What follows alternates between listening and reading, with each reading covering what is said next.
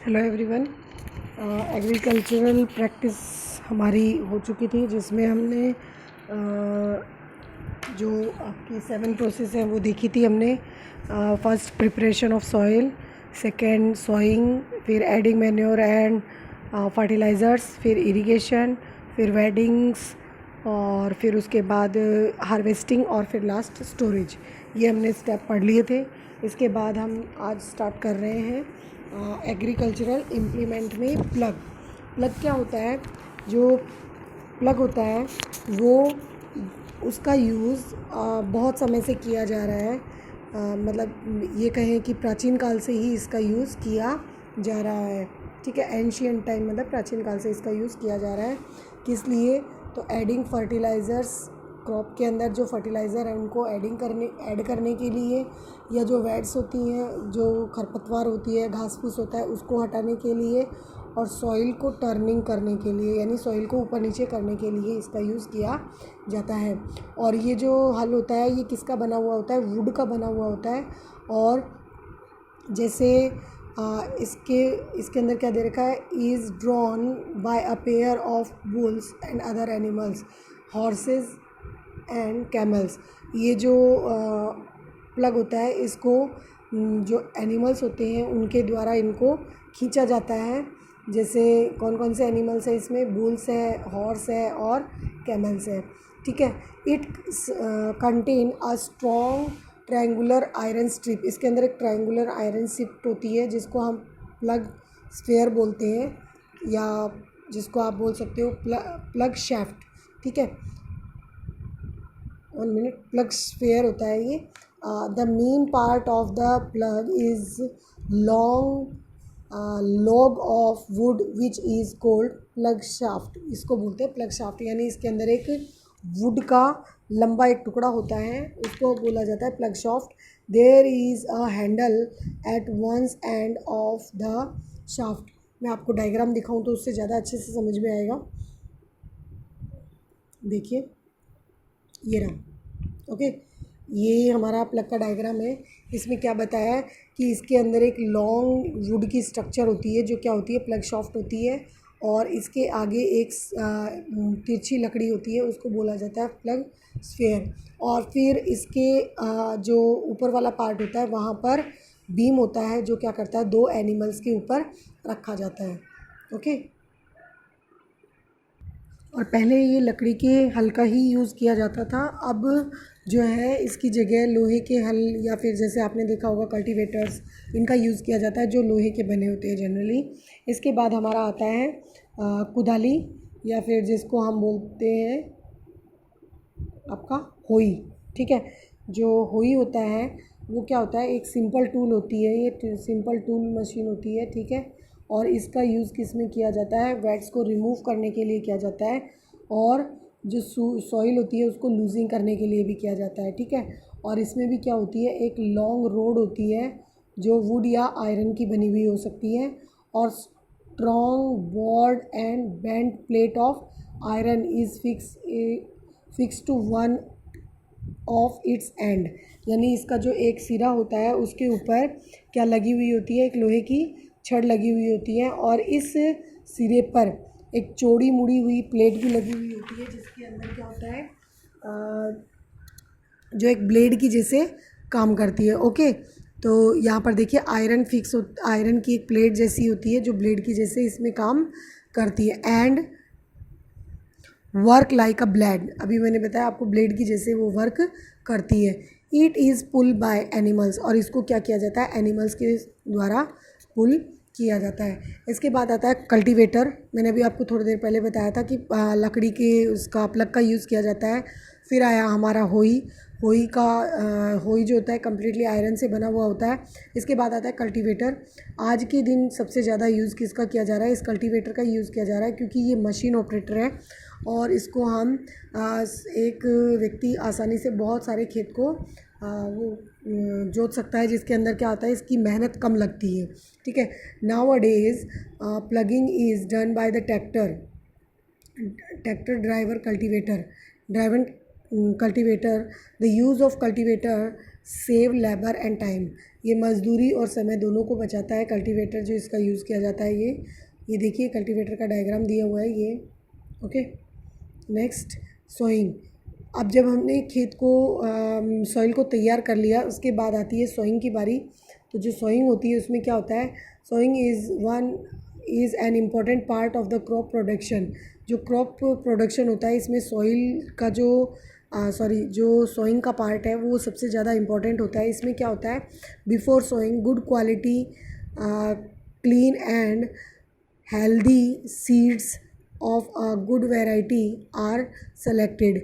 यानी हम किसी भी तरीके के सीड को अगर फील्ड में डाल देते हैं और वो नहीं ग्रो करते हैं तो ये गलती हमारी होती है। इसके लिए किसान क्या करता है, गुड क्वालिटी के सीड कलेक्ट करता है, हेल्दी सीड कलेक्ट करता है, या फिर हम बोले तो लिविंग सीड कलेक्ट करता है जिसके अंदर जीवन हो।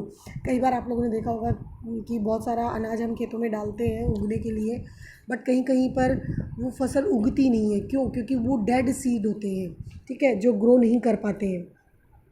इसके बाद सिलेक्शन ऑफ सीड क्या है, one day I saw my mother put some gram seed in the vessels and pour some water on them. After a few minutes, some seeds started to float on the top. I wondered why some seed float on water.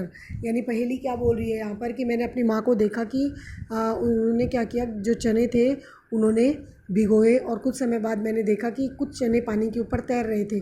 तो पहेली इसी चीज़ को सोचकर आश्चर्यचकित है कि वो seed क्यों तैर रहे थे। जो मैंने अभी आपको बताया ना कि जो डेड सीड होते हैं वो ग्रो नहीं करते हैं, तो वही चीज़ है, जो डेड सीड होते हैं वो क्या नहीं करते हैं, पानी के अंदर सोक भी नहीं होते। ओके, जैसे are there seed which float on water, would those be lighter और heavier than those which sink. यानी कौन से सीड इसमें ज़्यादा लाइटर है, कौन से हैवी हैं, वो यहाँ पर बता रहे हैं। Why would they be lighter? Damaged seed become hollow and are thus lighter. यानी जो डैमेज सीड होते हैं वो क्या होते हैं, हमारे खाली खोखले होते हैं और वो लाइटर होते हैं, इस वजह से वो पानी पर तैर के आ जाते हैं। जैसे आप लोगों ने देखा होगा कई बार, जैसे ये चना है, इस तरह की किसी कुछ स्ट्रक्चर होती है चने की, तो चने में यहाँ पर कुछ होल जैसा बनना स्टार्ट हो जाता है और अंदर से वो खोखला हो जाता है बिल्कुल। तो जो सीड खोखला हो जाएगा या फिर जो अंदर से डैमेज हो गया सीड, एक तरीके से डेड हो गया वो, तो वो सीड क्या होता है, पानी के ऊपर फ्लोट करेगा। Next, this is a good method for spreading good healthy seed, separating good healthy seed from the damage ones. यानी जो पानी में सोक करके आप सीड को अलग करते हो, ये बहुत अच्छा मेथड है। इसमें क्या होता है, जो भी डैमेज सीड होते हैं वो अलग से ऊपर पानी के ऊपर तैर कर आ जाते हैं। Before sowing one of the important task to know about the tools used for sowing seed. यानी जो हमारी बुआई है उससे पहले हमें ये भी जान लेना चाहिए कि किस तरीके के टूल्स हमें सोइंग के लिए ज़रूरी होंगे। ट्रेडिशनल टूल क्या होते हैं, पारंपरिक औजार। The tools used traditionally for sowing seed is shaped like a funnel जैसी शेप होती है, जो हम बहुत समय से जिनका यूज़ करते आ रहे हैं, यानी हमारे पूर्वज भी, हमारे पेरेंट्स भी जिनको यूज़ करते आए हैं टूल्स, वो कैसे होते हैं, शेप उनकी शेप कैसी होती है, फनल लाइक शेप होती है। The seed are filled into the funnel.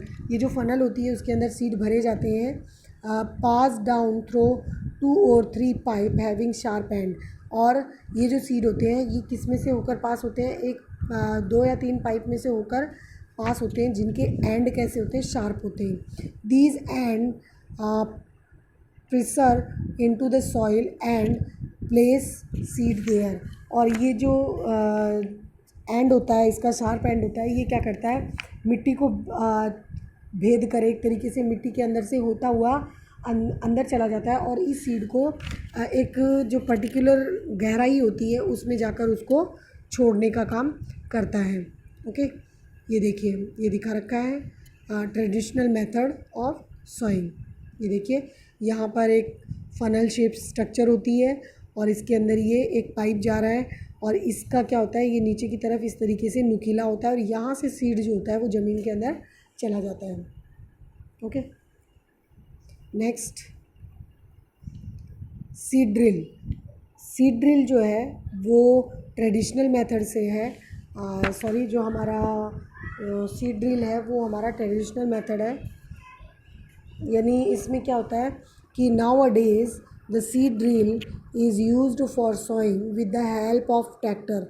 यानी जो ट्रैक्टर है उसका यूज़ करके क्या किया जाता है, सीड को ज़मीन के अंदर डाला जाता है, उसी को हम बोलते हैं सीड ड्रिल। जैसे इसका डायग्राम अगर मैं आपको दिखाऊं तो इसका डायग्राम देखिए, ये है सीड ड्रिल। ओके, ये सीड ड्रिल है।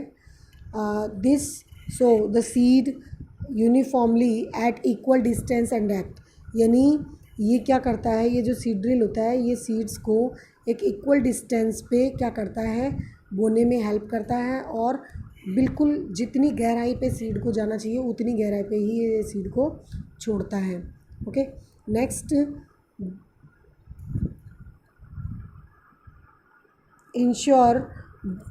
it ensure that seed get covered by the soil after sowing। और ये भी इंश्योर करता है कि जो सीड है वो क्या हो जाए, कवर हो जाए सॉइल से जब बीज को बो दिया जाए उसके बाद। This protect seed from being eaten by the birds. और ये सीड जो है वो किससे बच जाते हैं, फिर बर्ड्स से, बर्ड्स इनको नहीं खा पाती हैं। ठीक है, sowing by using a seed drill save time and labour. और सीड ड्रिल से अगर आप बीज बोते हैं तो ये क्या करता है, बहुत सारा समय हमारा बचा लेता है। यहाँ पर पहेली और बूझो फिर से आ गए। बूझो क्या बोल रहा है, there is necessary near my school I found there is a nursery near my school I found that little plant were kept in small bags, why are they kept in this। बूझो क्या कहता है कि मेरे school के पास में एक nursery है, पौधशाला है, और मैंने देखा कि वहाँ पर बहुत छोटे छोटे थैलों में क्या किया जाता है, पौधों को रखा जाता है। तो वो इस प्रकार से पौधों को क्यों रखते हैं। फिर यहाँ पहेली क्या बोल रही है, seed of a few plant such as paddy are first grown in a nursery. यानी कुछ ऐसे पौधे होते हैं जैसे मक्का, तो इनको पहले कहाँ बोया जाता है, ये पहले नर्सरी में ही तैयार होते हैं, और उसके बाद जब ये ग्रो कर जाते हैं इनके सीड, तब इनको ट्रांसप्लांट किया जाता है कहाँ पर, जहाँ पर ये फील्ड होती है, खेत होते हैं वहाँ पर। Forest plant, flowering plant are also grow in the nursery. तो ये सारे प्लांट्स क्या होते हैं, नर्सरी में ही ग्रो करते हैं।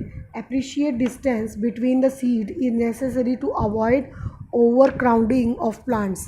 यानी जैसे अगर दो प्लांट्स बिल्कुल नज़दीक होंगे तो उनके अंदर कंपटीशन होगा हर चीज़ के लिए, चाहे वो मिनरल्स और वाटर के लिए हो, चाहे सनलाइट के लिए हो। इसलिए उनके बीच एक जो अप्रिशिएट डिस्टेंस होती है, यानी एक जो ज़रूरी डिस्टेंस होती है वो ज़रूरी मतलब ध्यान रखना बहुत ज़रूरी होता है। Okay, these allow plants get sufficient sunlight, nutrients and water। और ये क्या अभी मैंने आपको बताया कि इससे क्या होता है, अगर डिस्टेंस बिल्कुल इक्वल होती है तो क्या होता है कि जो सफिशिएंट सनलाइट उनको मिलती है, न्यूट्रिएंट्स मिलता है, और वाटर भी उनको सॉइल से मिल जाता है। At time a few plants may have to be removed to prevent overcrowding. और जैसे अगर बहुत ज़्यादा प्लांट्स उग जाते हैं एक ही जगह पे, तो आप लोगों ने देखा होगा कि कई लोग उनको वहाँ से उस जो अननेसेसरी प्लांट्स जो होते हैं उनको वहाँ से रिमूव कर देते हैं। मतलब जैसे एक ही जगह पे 5-6 पौधे उग गए, और अगर आपको वहाँ पर सिर्फ एक रखना है तो उन 4-5 को आप निकाल देते हो और वहाँ पर सिर्फ वही एक प्लांट ग्रो करता है। Thank you guys.